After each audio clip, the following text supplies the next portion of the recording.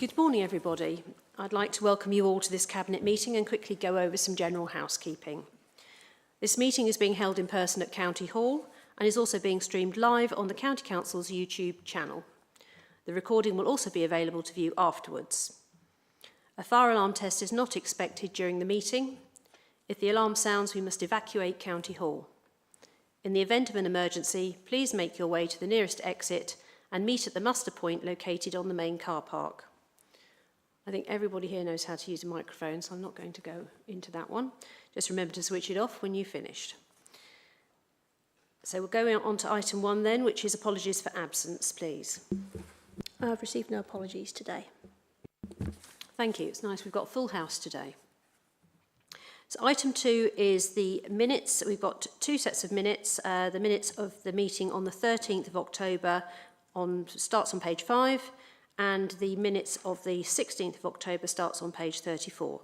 Can I ask if we can agree these are a true record, please? Yes, agreed.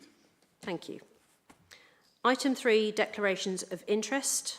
Do any Cabinet members have any interest that they wish to declare? No one is indicating. Matters referred to Cabinet from select committees is item 4 or by full council. And there is a recommendation on page 39, and Cabinet is asked to consider the recommendations from the Infrastructure and Development Select Committee outlined in the report, responding to issues raised and providing feedback where appropriate. Okay, so that's on page 39. So the Select Committee made a number of recommendations pertaining to partners, other committees, and regarding their own work programme. We've got 2 months in which to respond to this, and it was to recommend that Cabinet considers reviewing its climate policy given changing context around net zero and reflects that in future policy, and also to recommend that Cabinet's made aware of and reviews the red-rated action in the Climate Action Plan update, specifically action CA101, to produce a climate risk framework outlining key near and long-term risks relating to the Council's functions and services and our approach to managing each risk. The Climate Action Plan is something that we review on a regular basis, isn't it? Annually. Okay. So I think that we can almost take it as read that the changing context around net zero is something that we would be reflecting in future policy. And so can I ask if Cabinet are happy to accept that recommendation, that we will take that into account when we're reviewing this policy? Yes, agreed. Agreed. Thank you. So Cabinet have agreed that recommendation. So we'll move on then to item 5, which is updates from the Chair and Cabinet members. I have got a couple of things I wanted to talk about. Firstly, the dental school. We're still waiting to see whether the Department for Health and Social Care will allocate training places to the new dental school that we are building here in Norwich. This is something that various local stakeholders have put some serious money into to make sure that this dental school happens, and it is under construction at the moment. But unfortunately, Wes Streeting appears to be, he must have a blockage somewhere is all I can think, because he can't seem to make a decision on this. So we are going to advise a portion of prunes perhaps and see if we can unblock the blockage and get somewhere so that we can actually get some training places for our dental school. Because we know there's a dental desert in the east of England.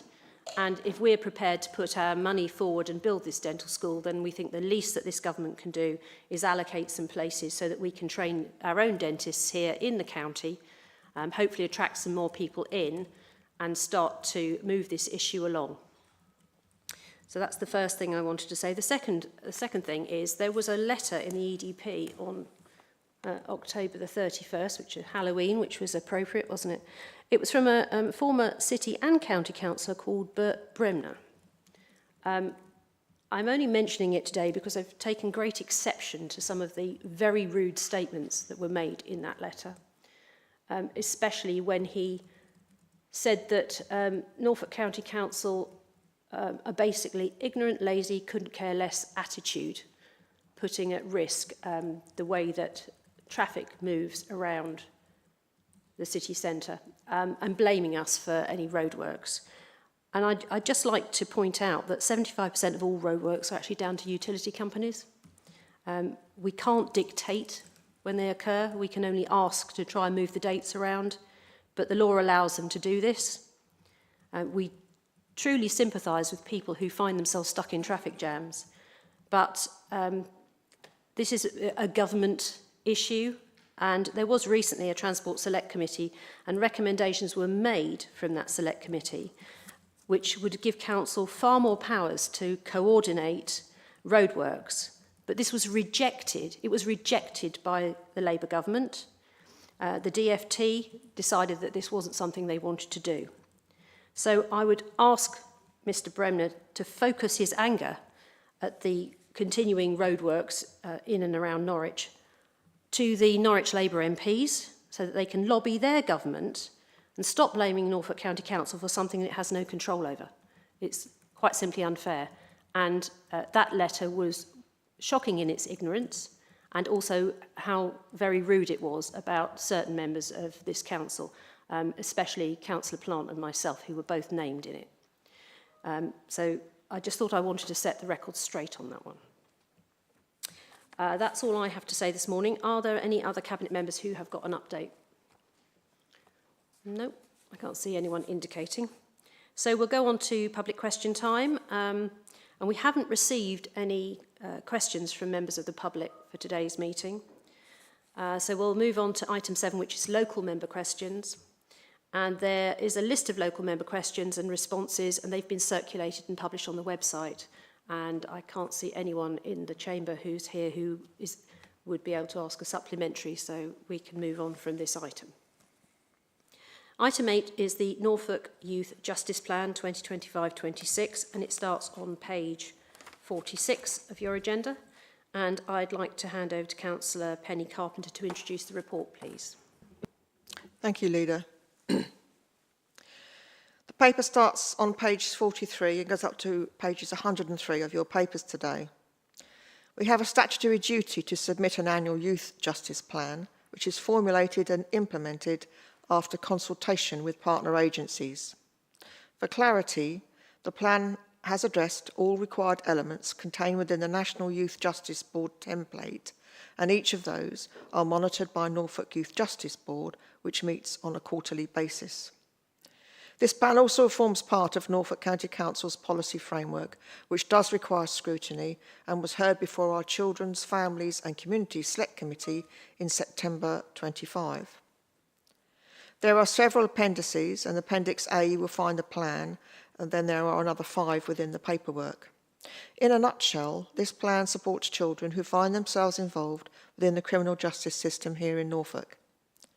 You may well remember, following our inspection from His Majesty's Inspectorate of Probation, our staff received high praise for the high-quality child-centred service, including recognition of our dedicated staff who work within these areas for their professionalism, creativity and strong relations with children. On Appendix A, which starts on page 49, the joint authors of this report are our Service Manager, Lauren Downs, and Chair of the Youth Justice Board, Chris Robson, who is an independent chair, I may add. Both of whom are highly effective, driven individuals, and I thank them for their commitment, and Chris's introduction to this report is again very comprehensive and an overview of the service, where Chris makes reference to the recent inspection. He writes, I saw the absolute best in terms of professionalism and commitment to our beliefs, values, and how we displayed our child-centred approach in all that we do. Chris goes on to talk about a serious youth violence conference he attended and listened to a clinical psychologist who had worked with young people. The psychologist had worked with the young people who had actually been convicted of murder, to include impact on all the families, on them and the multitude of aspects related to criminal behaviour. He reminded the audience, despite the seriousness of the crime, they were children. We work with children, which is never lost on me personally. This report is all about children who find themselves working with our teams and their personal journey and those of their respective families. The report expands to covering our local context, our county, our populations, the breakdowns of our towns and rural communities, our deprivation, education, health, and our youth justice cohort. In the last 12 months, ending March 2025, there were 986 incidents of under 18s arrested in Norfolk. This, thankfully, is a decrease of 16% compared to the previous 12-month period. And the most frequent first arrest offence types were actual bodily harm, common assault and criminal damage, all at 8%. Between April 24 and March 25, Norfolk Youth Justice Service undertook 321 interventions with 294 children, and 114 were post-court interventions, which is 36%, and 207 were our out-of-court disposals. Within the papers you will find governance, leadership and partnership arrangements, including the highly specialist staff available to include the post-court staff. On page 67, the results of the introduction of high-level teaching assistant and the speech, language and communication therapist and their impact on the children, along with the parental feedback. Again, you will find feedback from professionals and the children dotted amongst the technical data. Our bespoke interventions, comprehensive analysis, and especially concerning serious youth violence. Our workforce development, evidence-based practice, innovation, evaluation, education, restorative approaches, the victims, remands, overnight remands, and the setting out of our priorities for the coming year. Our co-production with the children in producing assessments and encouraging children to attend board meetings, and we also produce a specific child-friendly plan. I do not have the time to do this report the justice it deserves.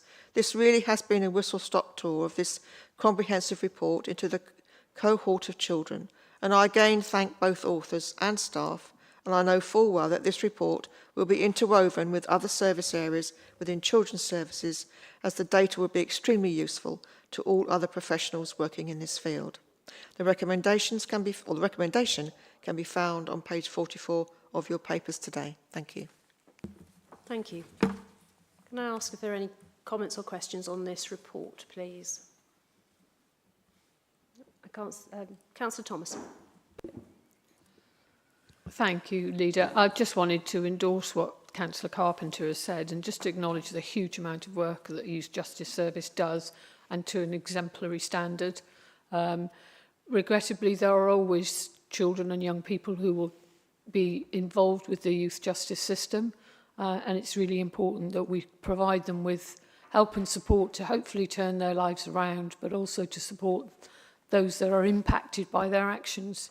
And I welcome the very positive language that's in this report and the strong leadership that there is within this area of the council, because there are many young people out there that need help and support at times of challenge.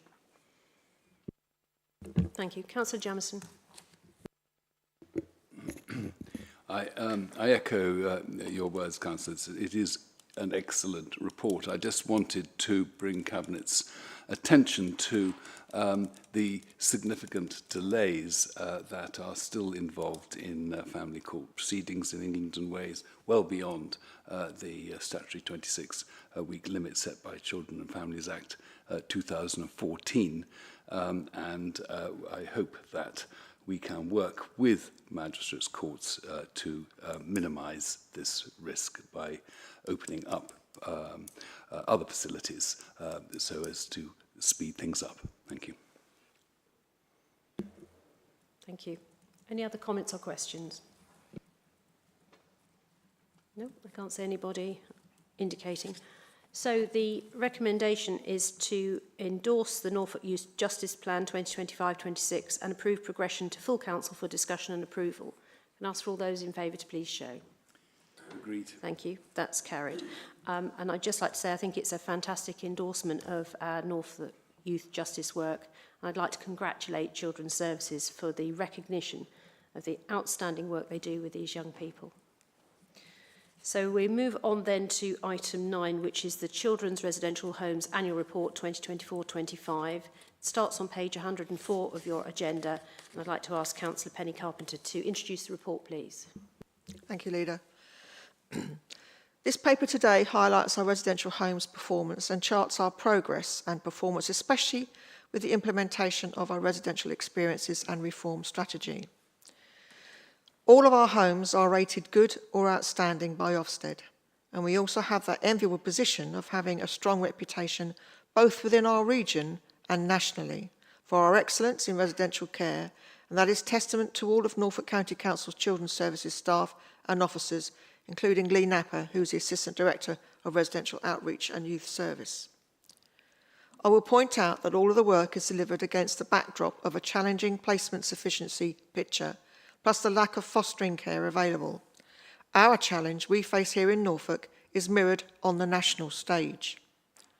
Running in parallel are residential services working with families who are on the edge of care, and this brilliant service has had and will continue to have a highly significant impact on reducing children coming into care, which is ongoing. There are many examples of our homes, but I will draw out one from the paper. New Road Residential Hubs in Dereham has been judged as outstanding by Ofsted, and our Norwich Hub is judged as good.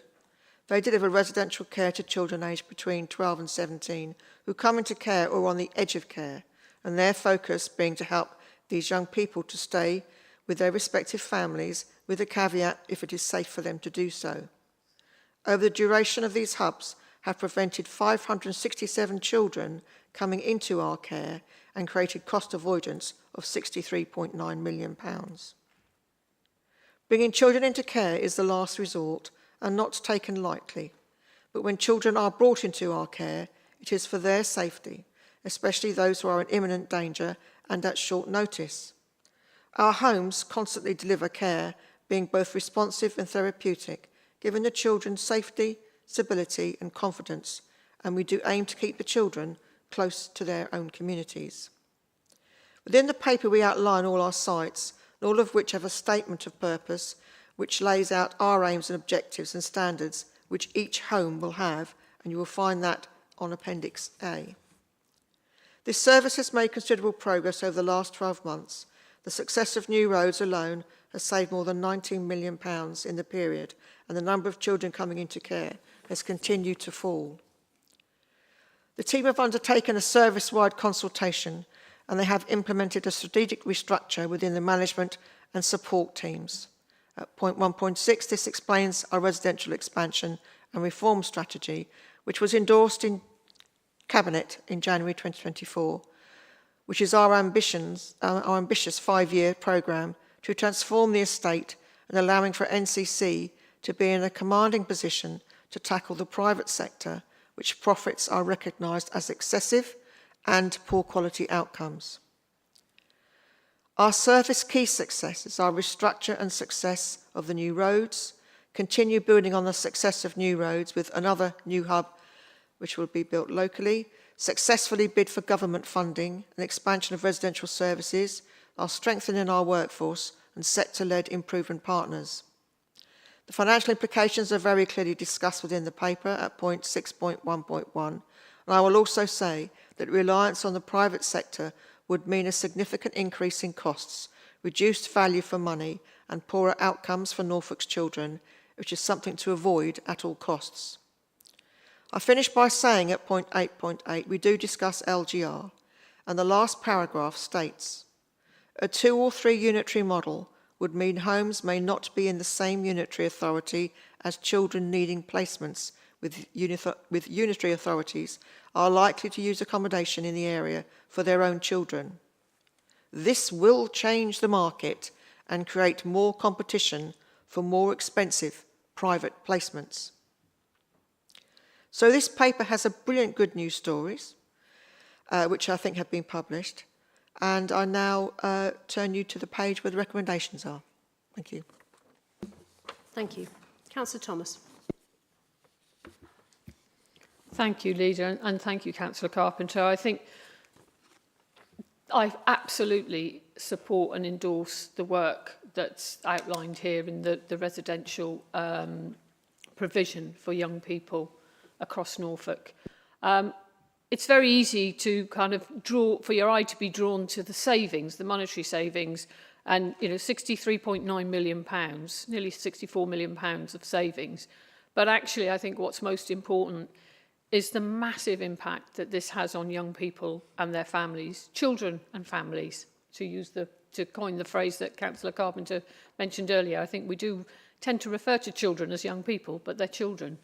And actually keeping a child close to home and working with the family to enable them to be reunified with their family and not come into formal care of the council is absolutely an exemplar model. And I think the New Roads hubs have proved that. I am concerned about the issue that Councillor Carpenter raised about local government reorganisation. I think these are potentially some of the risks and unintended consequences that those that are advocating for models that break Norfolk down into smaller unitaries just probably don't fully understand. And we certainly wouldn't want unitary authorities to be able to act in the way that private providers do at the moment and to sort of influence the market price because they know that actually this is a hugely important service that is much needed and therefore they can name their price. I wouldn't want to see that. And often we've talked about the debt that the county council holds. And the debt that the county council holds is often to repay loans that facilitate the building of structures such as this. So the new hub that's being developed, that is with capital funding. And it's capital funding that the council is willing to put forward and the government is willing to put forward. And I think we should often perhaps explain to other people that a loan is not necessarily to be viewed as a debt. It is money that's facilitating this kind of work, which is improving the outcomes for young people across Norfolk. And to see that 567 young people and children have avoided going into long-term care is hugely heartwarming. And I want to endorse this report and thank the team that put so much hard work into providing specialist help and support to children at a time when they most need it. Thank you. Councillor Wymark. Thank you, Leader. I just want to endorse what Councillor Carpenter and Thomas have said, and this is absolutely an investment in young people. It's an investment in a safe and stable home, which is something we should all have. And a lot of these young people don't. I've worked in care homes, I've worked as a foster carer and a social worker, and I know how important this is for young people, giving them that stability to go forward in their life. Young people, we're looking after them at a very difficult time, and it's incumbent upon us to provide that service, the service that they need at the right time. And I really endorse this because I think this is very much an investment, as I say, for the long term, for children's services, but for young people. And that's the bottom line, really. It's about young people. Thank you. Thank you. Councillor Jamieson. Yeah, well, thank you very much indeed, Councillor. Thank you for articulating so clearly the problems that will immediately face Norfolk in the event that LGR means that we are split into, chopped into bits. The difficulties and the expense, and indeed the concern is obvious and well made, and the points are well made in this report. You mentioned that one shouldn't just look at the money. I mean, obviously, it is the area which I tend to bend my attention, and the points are very well made within this report about how we are looking to save money over the long term. It's certainly not the overall aim, but we continue to develop our in-house ability to look after children with the extremely complex needs, and that is a vital area of support. But it is absolutely clear that in-house residential service consistently supports those children in the best possible way. It's not just that it is cheaper, although the report cites a cost saving of between £10,000 and £21,000 per week for our highest cost placements. But it's not just that. It is that we can be much more sure that we can do a good job when looking after our children. Thank you. Thank you. Councillor Dewsbury. I was just going to say, although we really don't want children coming into residential homes, it's brilliant that we have such a good backup plan so that when they do come in, we have got things prepared for them and we've looked at everything. And I think it's a really brilliant plan and I do support. Thank you. Thank you. Any other comments or questions? I mean, it's fantastic, isn't it? Our children's services and our our residential places for children are good or outstanding, and that's something we can be very proud of indeed. I know that modern children's placements are very different from the children's homes that we remember, where they were usually quite large buildings with a large number of children in them. Times have moved on, and we have to provide an appropriate setting for some children who often are in quite dire circumstances by the time they have to come into our care. But of course, keeping them with their families where possible is the best choice for them, and we strive very hard to make sure that that happens. And the worrying thing is that if we do have local government reorganisation, we put at risk all that good work and the situation that we are currently in. We can't put vulnerable children at risk. We need a single unitary council that's strong where it counts and local where it matters. And to end up with 3 puny councils instead that might cause some of those children to fall between the gaps that will be created by those extra borders is something that is unacceptable as far as I'm concerned. It's true that we build children's homes, we borrow money, it's not debt, it's borrowing in order to build things. And I've had it said to me that councils who have no debt basically are doing nothing. And we are not a council that does nothing. We're a council that builds roads, builds schools, builds children's homes, builds housing for our elderly population as well, independent living, and all the other really good things that this council does. And so we are not ashamed of the fact that we borrow money to do that, because it's the right thing to do. And our new unitary council, we hope, will continue in that vein if we have a single unitary in Norfolk. I will turn you now to the recommendations. They're on page 105, and the first one is to support the strategic direction of the residential service, and the second one is to note the progress made by the service over the last year, and the third one is to agree the annual update to the statement of purposes for each home and hub. Can I ask for all those in favour to please show? Agreed. Thank you. So we'll move on then to item 10, which is safe, sustainable development aims and guidance notes for local highway authority requirements in development management and commuted sums proposed changes. That's a lovely long title, Graham. Starts on page 539. That shows you just how big this agenda is. And I'm going to ask Councillor Graham Plant to introduce the report, please. Thank you, Chairman. I believe the introduction is longer than the paper. There you go. So I'm pleased to introduce the Safe, Sustainable Development and Commuted Sums paper, which received supportive feedback at the Infrastructure and Development Select Committee. Norfolk County Council is responsible for granting planning permission for a range of development types across the county, including mineral extraction, waste management and its own infrastructure projects. All of the planning applications, such as those for housing, offices, retail and industrial uses, are determined by the relevant local planning authorities. The Safe Sustainable Development document forms part of a wider suite of transport policy and guidance documents that sit beneath the local transport plan.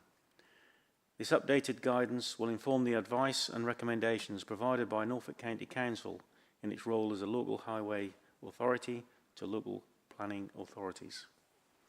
A key reason for updating the guidance is to reflect recent changes to national and local policy, including the revised National Planning Policy Framework and Norfolk's own walking, wheeling and cycling strategy and local cycling and walking infrastructure plans. This document sets out best practice and offers clear, consistent guidance for local authorities, planning professionals, elected members and communities. It outlines what is likely to be considered acceptable by the local highway authority, helping to ensure that planning decisions support safe and sustainable outcomes. Most new housing in Norfolk is delivered through major development sites and strategic growth allocations. These must be well connected to education, healthcare, retail, leisure and employment opportunities, not just by car, but also through high-quality public transport, walking and cycling infrastructure. Smaller scale residential developments, as well as commercial or agricultural diversification schemes, are assessed on a case-by-case basis. In all instances, the goal is to promote good design and enhances safety and improves the quality of the places where people live and work. Highways case officers engage with elected representatives and are happy to speak with local communities on transport and highways matters. However, the volume of planning consultations, around 5,000 a year, means bespoke engagement is not always possible.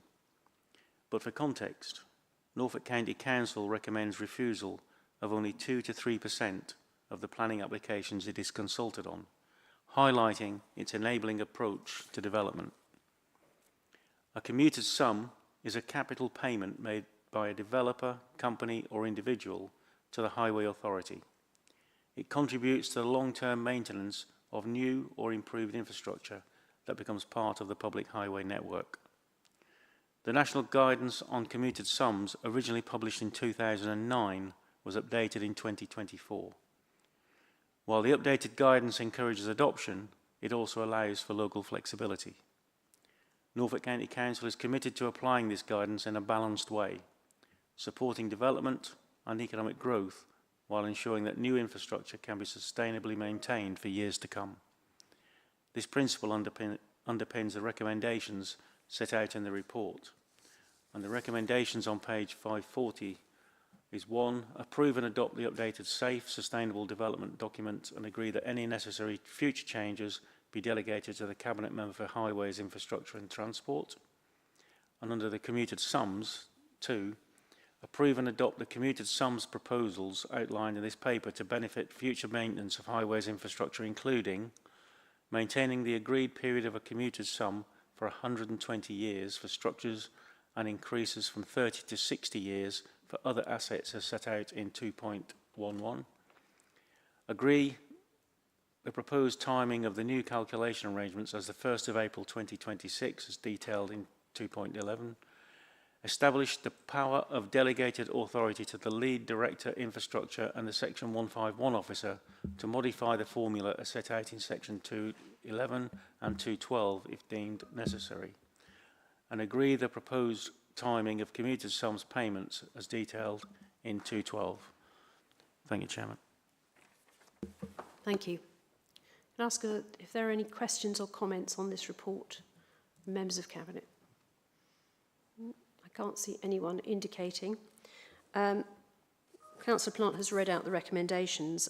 It's interesting, isn't it? But people always want to see infrastructure before housing, and sometimes that's possible, and sometimes there has to be a sort of a degree of agreement with the developers on what can be afforded before housing starts being built. But a good example of where you get infrastructure before housing is the Long Stratton bypass, and we were there.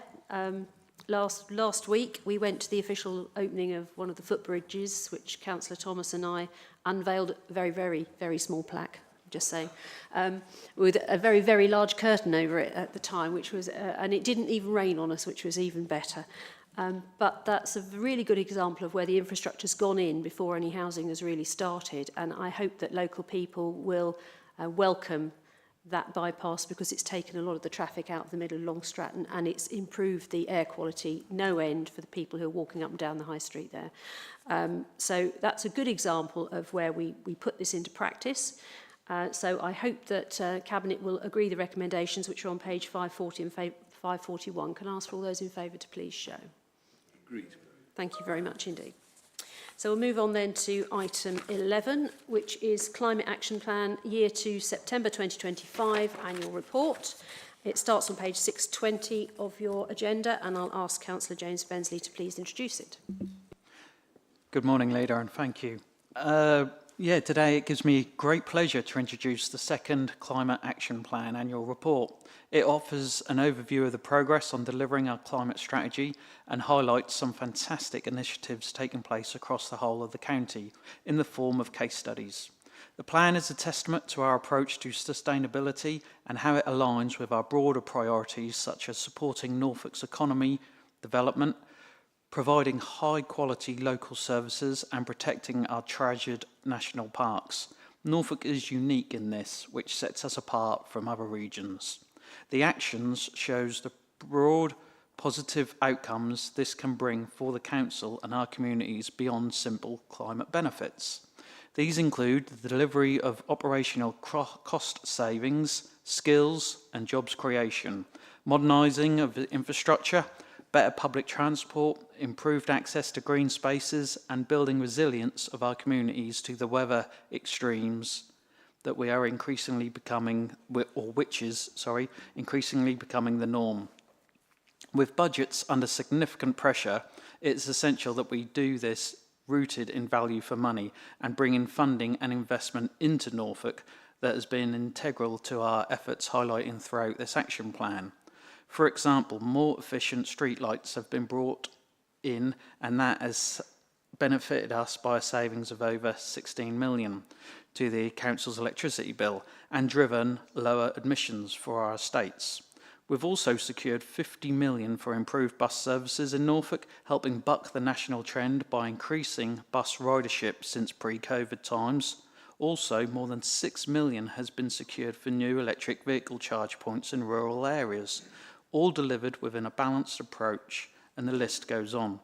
I'm pleased that this report shows progress made against our climate ambitions, and I'm proud that these efforts continue to be independently recognised, being ranked third among England's county councils in the most recent Climate Action Scorecards of 2025. As such, I would like to offer my sincere thanks to those across the organisation and to all the officers who have been involved in pushing this forward.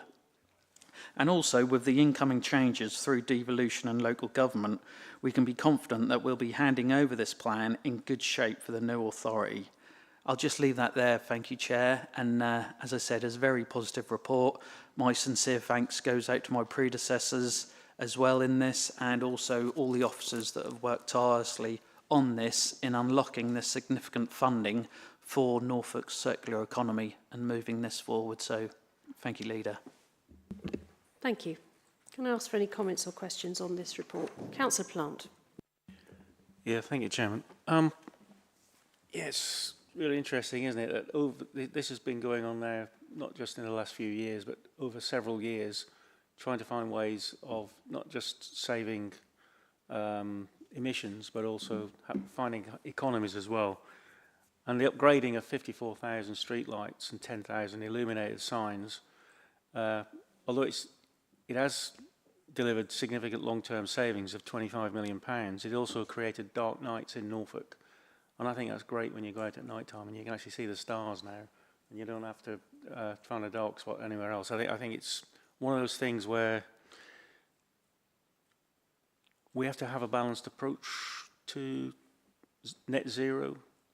Everybody's now talking about net zero as if it's something we shouldn't do, but at the end of the day, we are working, and my colleague here has just mentioned about the electric buses, but we're doing a lot more than that as well. I think it's important to see in Norwich we have the Beryl bikes, which are reducing journeys, and they've taken over 2 million rides now on those bikes and scooters. So it has taken traffic out of the city. It's improved the air quality. So net zero isn't just about carbon. It is about making it a better life for people in our county. I do like the action plan where it says, despite the council's relatively small direct carbon footprint, we play a much larger role in shaping reductions across the county, which is why many of our actions are designed to support and enable county-wide progress. So it's not just about what we do here as a county council, but encouraging others across the county as well to try and reduce their carbon footprint. Good report. Yeah, well done. Thank you, Chairman. Thank you. Councillor Carpenter. Yes, thank you, Leader. It's an extremely comprehensive report, and I'll support my colleagues' comments regarding the staff with this, because it's a huge amount of work's gone into this to prepare this. But I'd like to just point out case study 2, on page 658 of the report. I read a little bit out of it because I think it's very important, because it's not just about, it's about boosting offshore wind economy in Norfolk as well. A £24.8 million investment in clean growth, recognising the potential to grow this cluster.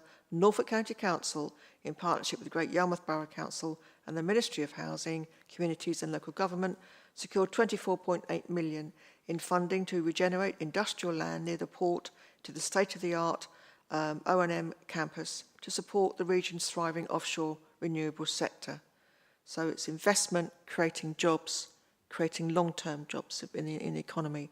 And that's part of your case studies. So I think it was right to bring that to everybody's attention this morning, as I am from Great Yarmouth. Thank you. Thank you. Councillor Jemison.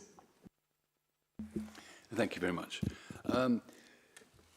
Yes, I would, as Councillor Plant just noted there, Norfolk County Council's specific direct footprint is not particularly large, and to be ranked third in the country just does show how we are assisting Norfolk overall in terms of indirect emissions. And I think, as we look at those 7 focus areas, we've obviously done well in progressing work on those 7 focus areas. I would now expect the Council to pivot towards climate adaptation, because it doesn't matter really where or whence those emissions, those climate change actions are coming from.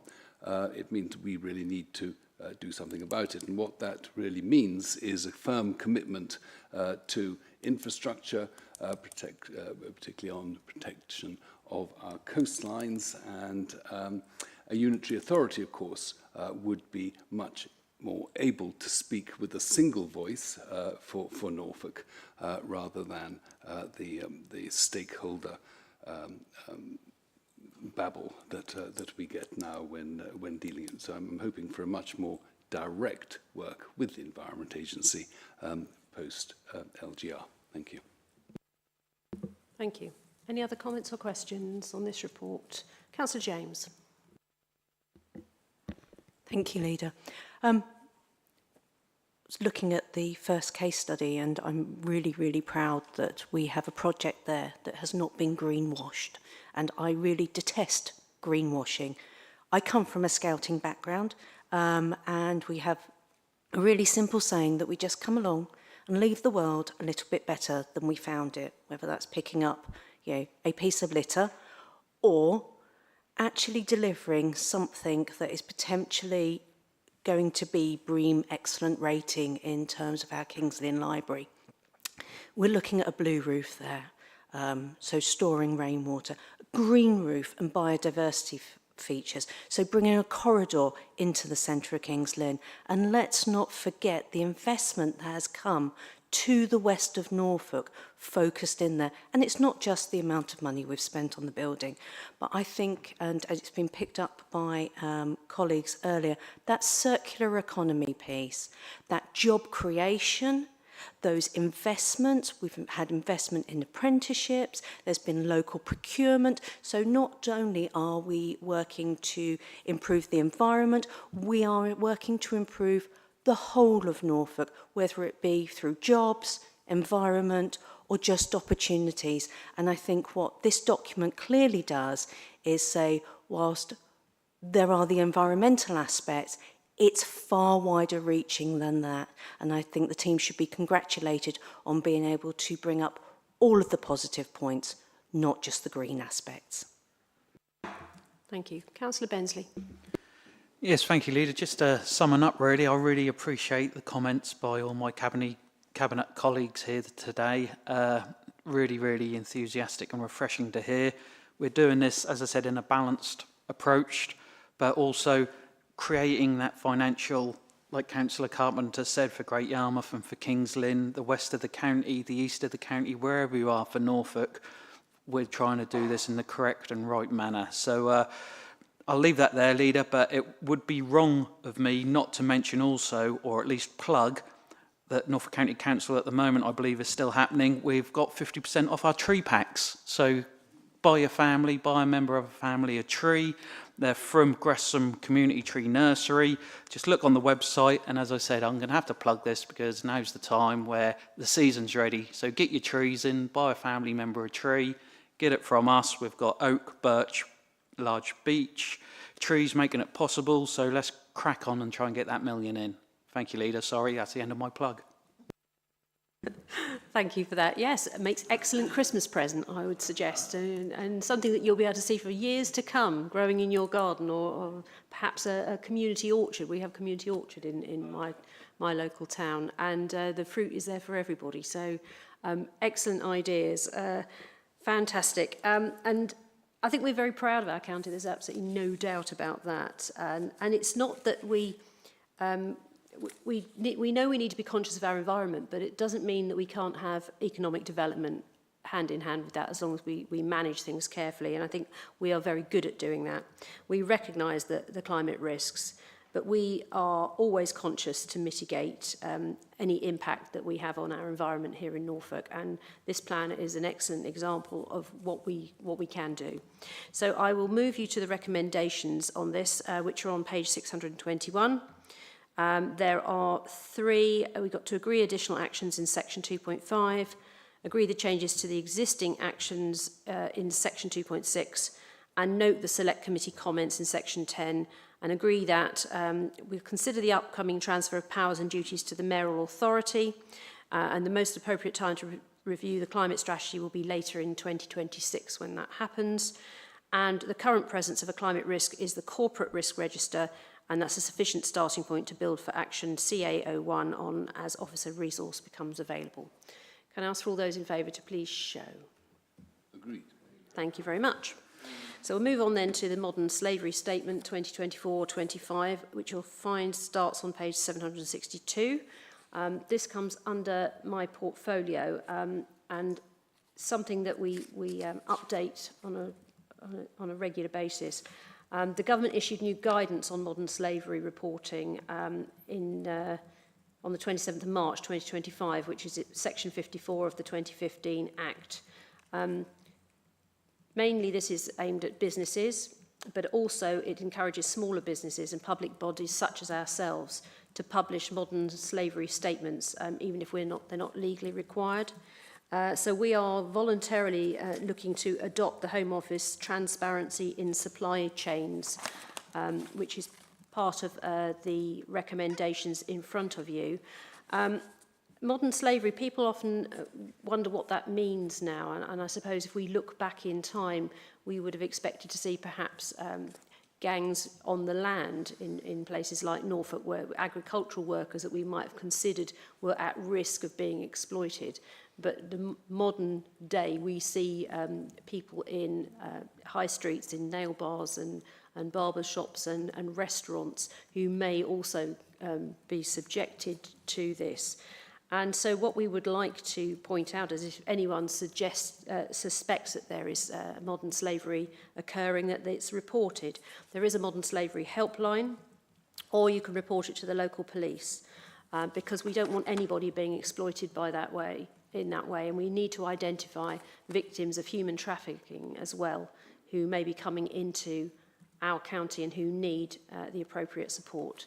So can I ask if anyone has any comments or questions on this paper, please? Councillor Wymark. Thank you, Leader. I just want to endorse what you said. I mean, a lot of people think about slavery as something from the past, but it's not. It's something that's always been with us and still is. And it's ultimately exploitation of vulnerable people. You know, some people are being brought across to this country for what they think is a reasonable, well-paid job, but they're not. They're put into a local car wash where, you know, they don't handle any cash. In fact, it's all cash, and it goes to a single person who puts them into a place which is, well, not very pleasant anyway. I mean, often there's accommodation on site there, and obviously that's a sign that potentially people are being used for sort of modern day slavery. So I think it's something we need to all be aware of. But ultimately, as I say, this is exploitation of vulnerable people, So I think we need to be really aware when we're handing over our cash to services, like you said, in the high street, like nail bars, barbers, etc., and I say car washes too. So I just want to make people aware. Thank you. Thank you. Any other comments or questions on this report? Councillor Carpenter. Yes, it's just an observation, Leader. Obviously, this current item, there is an overlap here within children's services and our work with child exploitation. So I very much welcome the report. Thank you. Anyone else? No. I'll take you to the recommendations then. They're on page 764. We are asked to consider and agree item 1, the modern slavery statement for the year 2024-25, which is in Appendix A, including the approach to the action plan. 2, where appropriate and proportionate, the Council will voluntarily adopt the Home Office's transparency and supply chains statutory guidance recommendations. And 3, to consider the equality impact assessment at Appendix B. And 4, to review the action plan at 4.5 and the progress on modern slavery activity, that there is adequate governance, management of risks and effective communication on this topic with its residents and stakeholders. Councillor Thomas? Could I just ask, the first recommendation, should that read 25-26 rather than 24-25, bearing in mind? Where we are. It is retrospective. I just Retrospective, wanted to, yes. No, that's fine. I just wanted to check. Thank you. Yeah, looking back and looking forward in this council, there we go. So can I ask for all those in favour of this recommendations to please show? Agreed. Thank you very much. So move on then to item 13, which is the Finance Monitoring Report 2025-26 this time, P6, September 2025, starts on page 798, and I'll ask Councillor Jamieson to introduce it, please. Thanks, Chair. There are, of course, enormous changes and threats to the viability of local authority funding in the short to medium term. But in that context, I want to acknowledge the work done here by EDs, by all staff, to continue to reduce the anticipated in-year overspend. We must continue to deliver and to set realistic and robust budgets until a fairer and more comprehensive solution to funding is in place, or until the accruing issue of DSG overspends, which are not of our making, is resolved, and until a financially and operationally literate replacement to the current expensive and inefficient upper and lower tier LA landscape is finally delivered.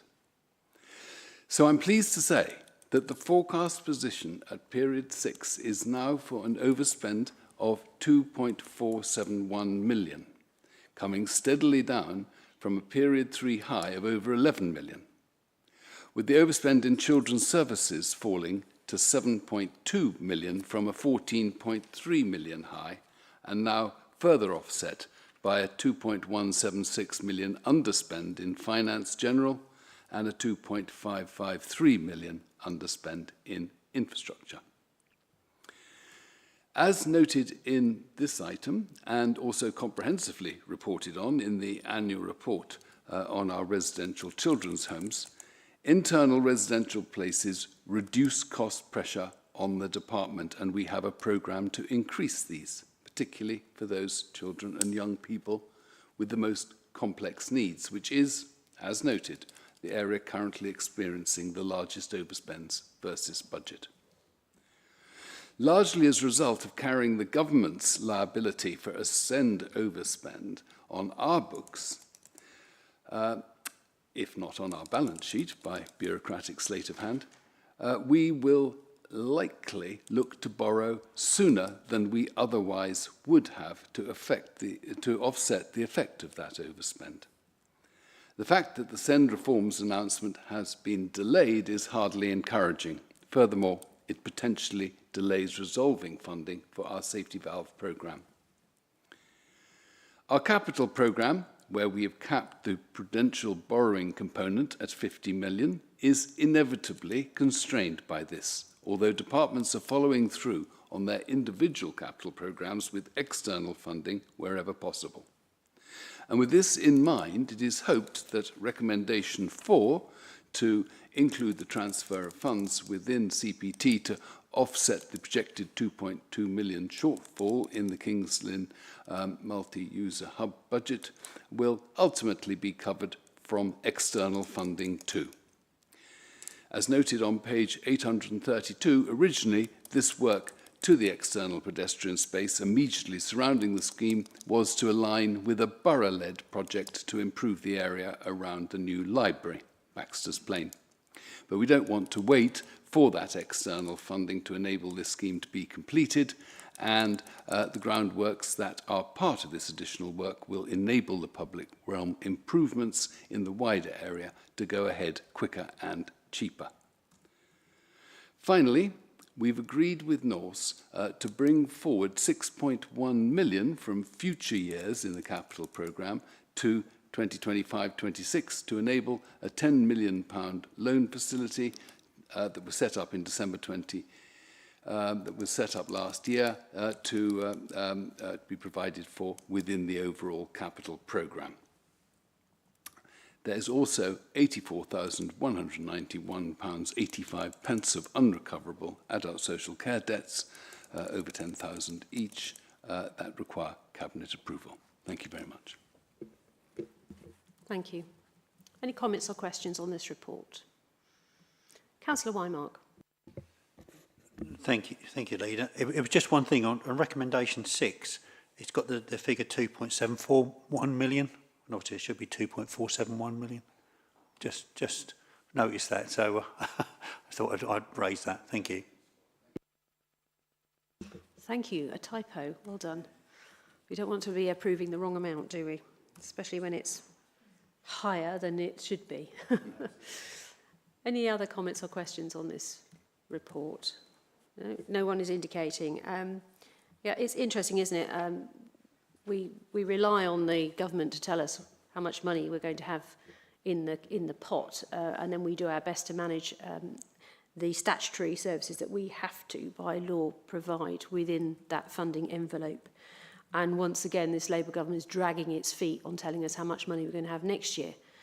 And we'll probably get it as a sort of Christmas present on Christmas Eve, as we have seen in the past, and then we spend January scrambling around telling them they can't be serious, that we certainly need more money than that. And then we see what happens at the end of January. And although they've said we will get a 3-year settlement going forward, and that's to be welcomed, but if there isn't enough money in it, then it's not going to really help us, is it? We also have the problem with special educational needs and the budget there, which the government have always underfunded, but which is a very heavy burden that this council has to bear, certainly in terms of the interest that we have to pay on that extra money we've had to spend when it should be passed straight through from government and isn't. We have no choice in that. We have to provide those services. So the other worrying thing coming up on the horizon, of course, is the funding review, and there is a concern that this will move even more money away from shire counties such as ourselves into metropolitan areas rather than the other way around. We had hoped that we would see some of that funding coming in our direction because it costs more money to provide services in rural areas such as ours, but we will wait to see what happens. And finally, of course, local government reorganisation. If councils in Norfolk stand a chance of being successful and able to meet the needs of their population in future, breaking up the county is the last thing you want to do because it will cost more money and it will put taxes up. Everyone in this county will pay more in council tax if you break up the county. So a single unitary is the only way forward in order to save that money and ensure that we can invest it in the services that we require for our residents. So, with those few happy thoughts, I will move you on to the recommendations. There are 9 recommendations, so I'm not going to read them out. And with that typo amended in recommendation 6, please, to 2.471 million rather than 2.741 million. Can I ask for all those in agreement to please show? Agreed. That is carried. Thank you very much indeed. So we'll move on then to item 14, which is reports of the Cabinet member and officer delegated decisions made since the last Cabinet meeting. And you will see that Councillor Plant has been very busy indeed. He has got four Cabinet decisions that have been made, which are on the papers, and also Councillor Bensley has been busy too. So he's got one, and they are in front of you there. So we'll move on then to item... Oh, go on, Councillor Bensley.